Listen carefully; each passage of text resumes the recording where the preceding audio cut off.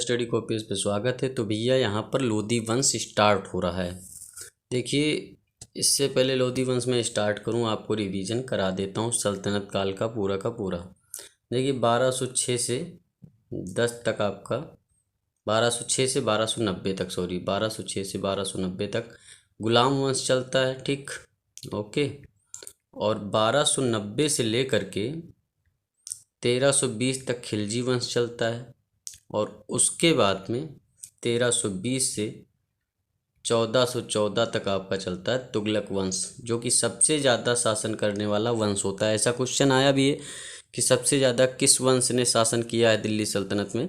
तो 1320 से 1414 आप जोड़ सकते हैं। टोटल जो है 94 ईयर्स लगभग जो है तुगलक वंश ने शासन किया। और उसके बाद गुलाम वंश ने 84 साल लगभग शासन किया है। और उसके बाद जो आपका आता है सैयद वंश 1414 से 1451। बहुत छोटा सा वंश है, उसमें ज़्यादा कुछ क्वेश्चन आते नहीं।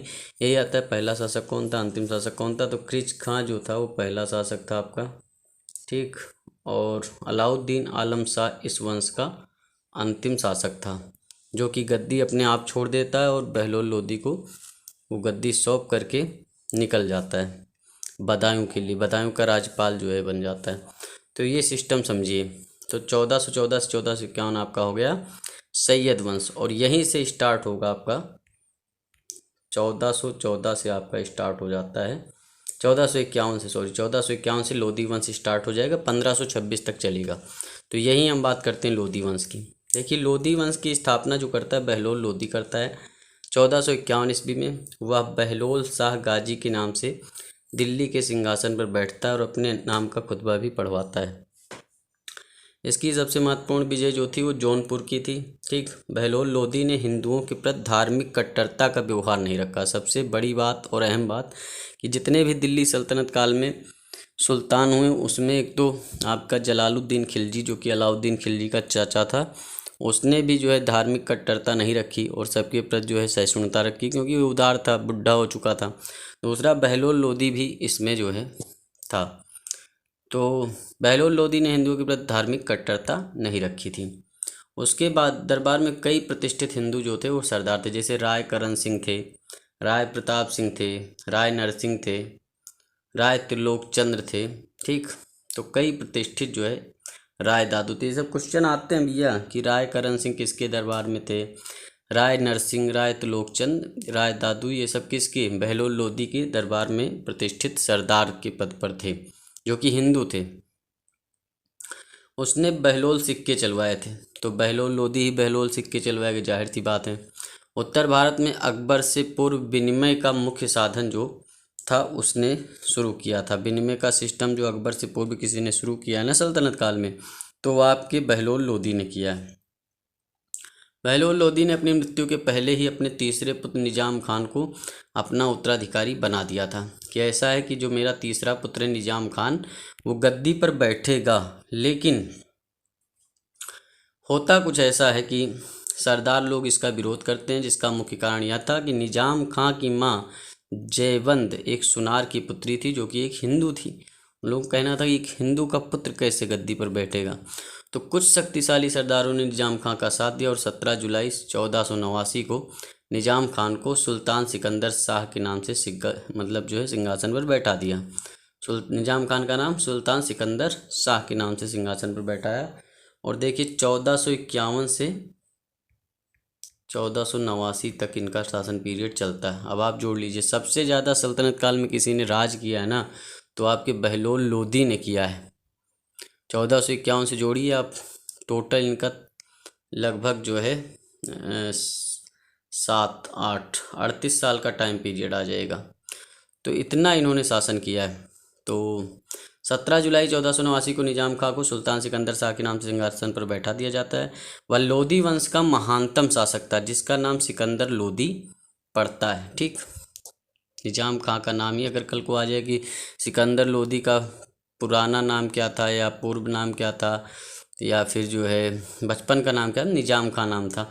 और 1504 ईस्वी में सिकंदर लोधी ने राजस्थान के शासकों पर नियंत्रण के ध्येय से यमुना नदी के किनारे आगरा नामक नवीन नगर बसाया था। तो आगरा नगर की स्थापना भी सिकंदर लोदी ने की थी। सिकंदर लोदी था कौन?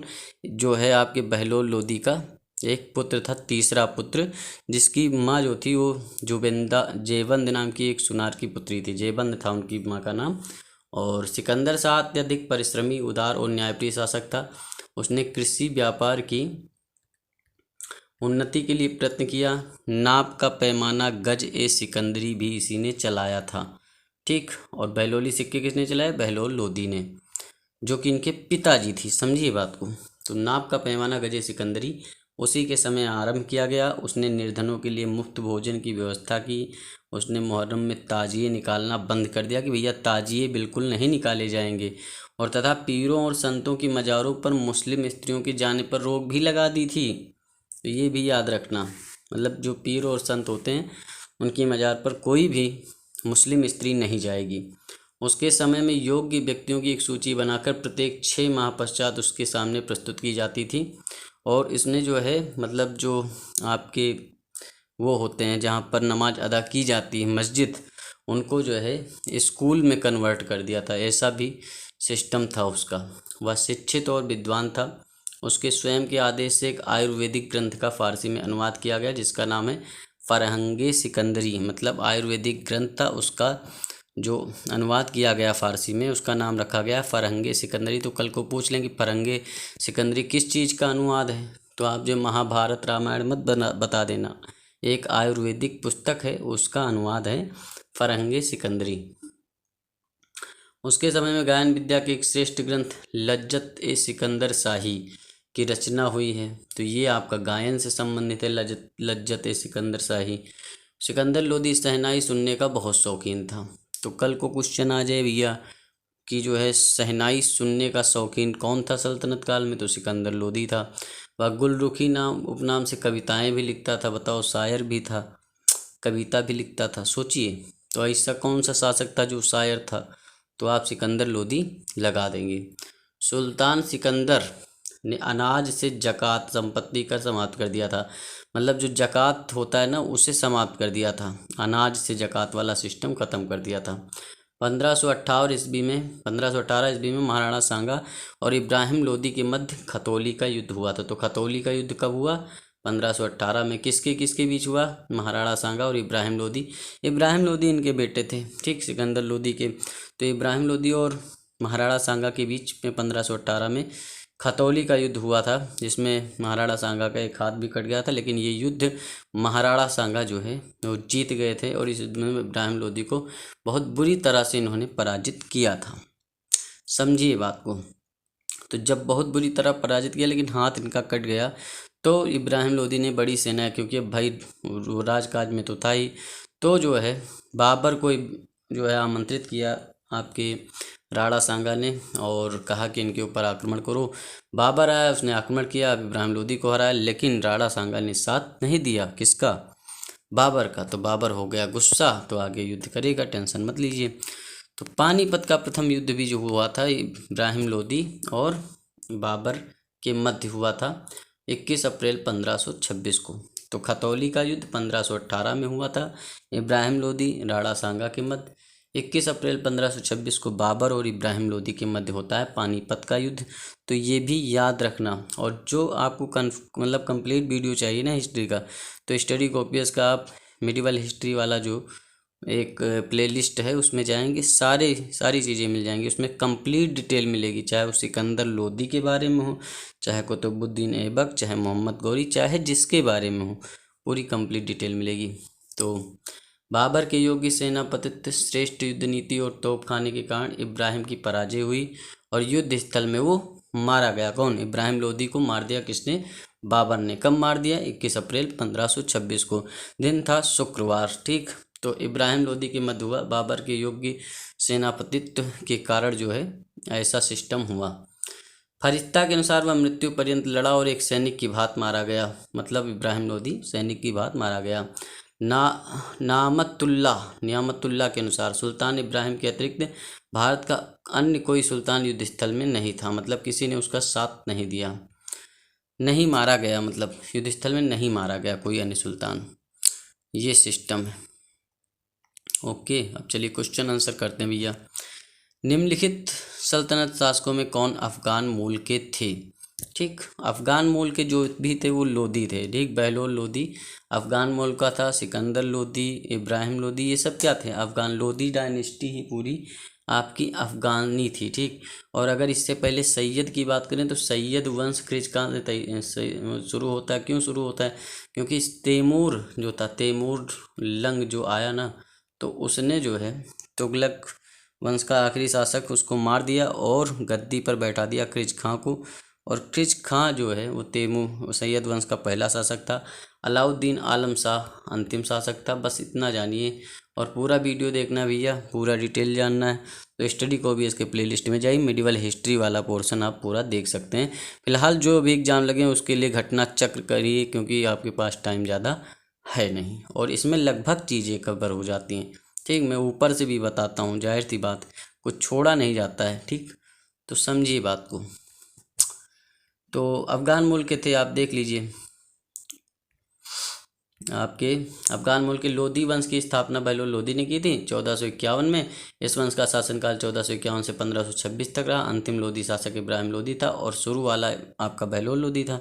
1526 में पानीपत के युद्ध में बाबर जो है इब्राहिम लोदी को हरा देता है और गद्दी पर बैठ जाता है। बस इतनी सी कहानी और कुछ नहीं है।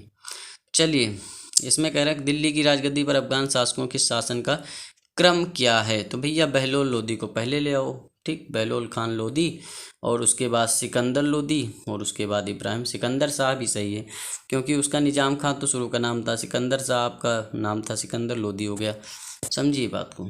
चलिए आगे बढ़ते हैं। ये देख लीजिए, एक बार क्रम देख लीजिए। देखिए 1451 से 1489 तक आपके बहलोल खान लोदी, 1489 से 1517 तक, मतलब ये भी बढ़िया टाइम पीरियड तक शासन करते हैं, लगभग 28 साल। इब्राहिम लोदी 1517 से 26 तक।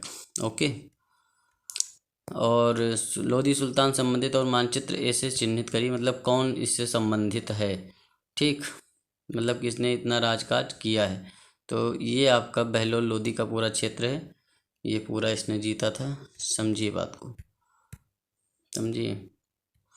महाराणा सांगा से इब्राहिम लोदी किस युद्ध में पराजित हुआ? तो खतौली का युद्ध था, 1518 में हुआ था। ठीक, ये महाराणा सांगा से पराजित हो गया था, लेकिन महाराणा सांगा का एक हाथ कट गया था। तो महाराणा सांगा गुस्से में थे, उन्होंने बाबर को आमंत्रित किया था कि आओ भैया इन्हें मारो पीटो, जो करना करो, हम नहीं लड़ेंगे, बहुत हो गया, हमारा एक हाथ कट गया। और किस सुल्तान ने एक नगर बसाया था जहां अब आगरा है? तो आगरा तो सिकंदर लोदी ने ही बसाया था। बस इससे ज़्यादा क्या ही बताना आप लोगों को। 1504 में बसाया था।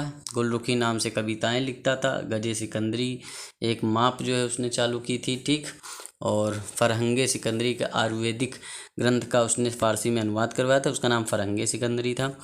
मध्ययुगीन सुल्तान को आगरा शहर की नींव किसने डाली? भैया सिकंदर लोदी ने डाली। बस टिक कर दो, कुछ करना थोड़े है, यूपी पीसीएस मेंस का क्वेश्चन है। ये लो, आगरा से फिर सिकंदर लोदी लगा दो, चुपचाप आगे बढ़ जाओ। फिर वही बात, सिकंदर लोदी लगाना है। गुलरुखी नाम से कविताएं कौन लिखता था?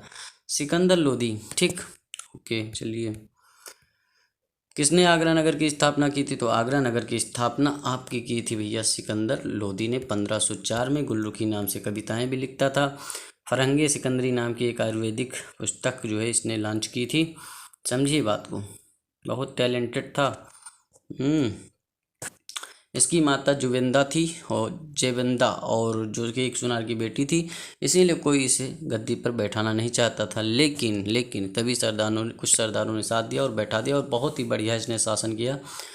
कौन अन्न के ऊपर कर समाप्त करने के लिए जाना जाता था? भैया सिकंदर लोदी ने अन्न के ऊपर जो जकात नाम का एक कर होता था उसे ख़त्म कर दिया था। ठीक, चलिए अब इसे आप टाइम से लगाइए। अब आ गया सिस्टम, ये क्वेश्चन बढ़िया है।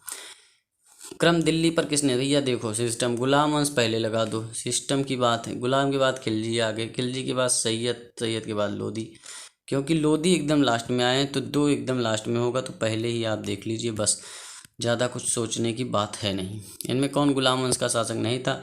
भैया इब्राहिम लोदी लोदी वंश का था। बस कुछ नहीं करना है, इसी तरह लगाइए क्वेश्चन आंसर, ज़्यादा सोचने की बात नहीं। अब आ गया विजयनगर साम्राज्य। तो ये आपका लोधी डायनेस्टी जो है कंप्लीट हो गया है, सल्तनत काल कंप्लीट हो गया। अब इसके बारे में और जो चीज़ें, विजयनगर साम्राज्य हो गया, सल्तनत काल में क्या महत्वपूर्ण था, ये भी वीडियो जो है बनाया जाएगा। अभी इसकी पूरी डिटेल, घटना चक्र कुछ भी छोड़ा नहीं जाएगा, और आप भी कुछ छोड़िए मत। छोड़ेंगे तो भैया APS हो गया, UPPCS RO हो गया, और आपका SC RO कुछ भी नहीं निकलेगा भैया। कंप्लीट वीडियो आपको देखने पड़ेंगे। और कितना टाइम लगता है, अभी जो है आप पूरा वीडियो देखेंगे, कितना 20-25 मिनट का वीडियो बना है। तो अगर मान के चलिए प्रैक्टिस सेट करते हैं आप पूरा, अभी तो आपका मॉडर्न हिस्ट्री अभी आ जाएगा, जाहिर सी बात है। एंशियंट में कुछ वही मुगल वाला सिस्टम बचा है, वो भी 5 से 6 दिन में कंप्लीट हो जाएगा। तो मन लगा के पढ़ाई करिए और चैनल को सब्सक्राइब करिए, आगे बढ़ाइए। ये आप लोगों से अन्य विनय सबने निवेदन है भैया। चैनल को सब्सक्राइब करेंगे, हमें भी मोटिवेशन मिलेगा, और हम बहुत तगड़े तगड़े वीडियो लेकर आएंगे आप लोगों के लिए। और पढ़ाई करते रहिए लगातार। रिवीजन जो है ना, वो एक बूस्ट होगा आपका, जो भी एग्ज़ाम आएगा बूस्टिंग का काम करेगा। और वो कट ऑफ नहीं क्लियर करना, हम लोगों को क्या करना है, रैंक लानी है। तो ये चीज़ें आप लोग समझिए। तो वीडियो देखने के लिए आपका धन्यवाद, थैंक यू, शुक्रिया। और चैनल को सब्सक्राइब करिए, लाइक करिए, कमेंट करिए, शेयर करिए। तो चलते हैं, फिर मिलेंगे।